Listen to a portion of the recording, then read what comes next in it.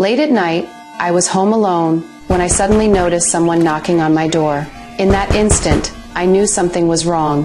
When I saw a strange man standing outside, my body tensed up and I instinctively latched the safety lock. What I never expected was that he calmly claimed to be from the Census Bureau. I'm sorry to bother you so late.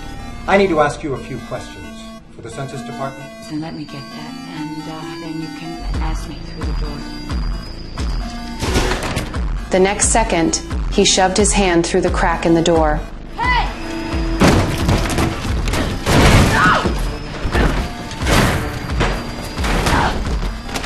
When I saw his hollow, cold face, fear hit me all at once. Luckily, he could not force his way in and eventually left. But when I moved to the window to watch him, he walked stiffly and unnaturally, like a living corpse.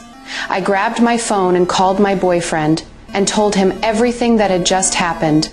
I thought it was finally over. But the next morning, on my way to work, the scene on the street stopped me cold. Everyone had empty eyes and stared straight at me, like they had no soul. That feeling of being watched made my skin crawl. Realizing something was seriously wrong, I rushed to the office and tried to search online for answers. Right then, a friend from the hospital called and said the test results were back for the strange moving mucus bubble found on my son, and that substance did not come from Earth. My mind immediately went back to the space shuttle that had crashed days earlier, and I understood it may have brought an alien virus that caused all of this. Before I could process it, my boyfriend got a call from a neighbor saying something horrifying had happened at his place. My chest tightened, and we rushed over. But the moment the door opened, the sight nearly broke me. The man of the house lay on the bed, with his eyes and nose wrapped in a clear mucus bubble. I forced myself to take a photo, but he suddenly attacked me.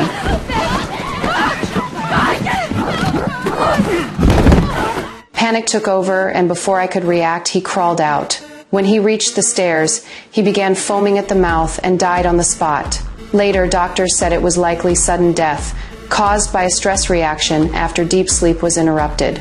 I stumbled downstairs and drove straight to my ex-husband's house to get my son. But the moment I walked in, my heart sank.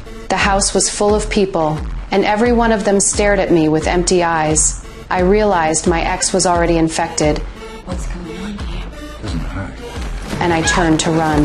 But he lunged at me and pinned me down, and spat a mouthful of acidic fluid onto my face. Even stranger, he suddenly let me go. And at that moment, I still had no idea that a truly terrifying virus had already silently entered my body.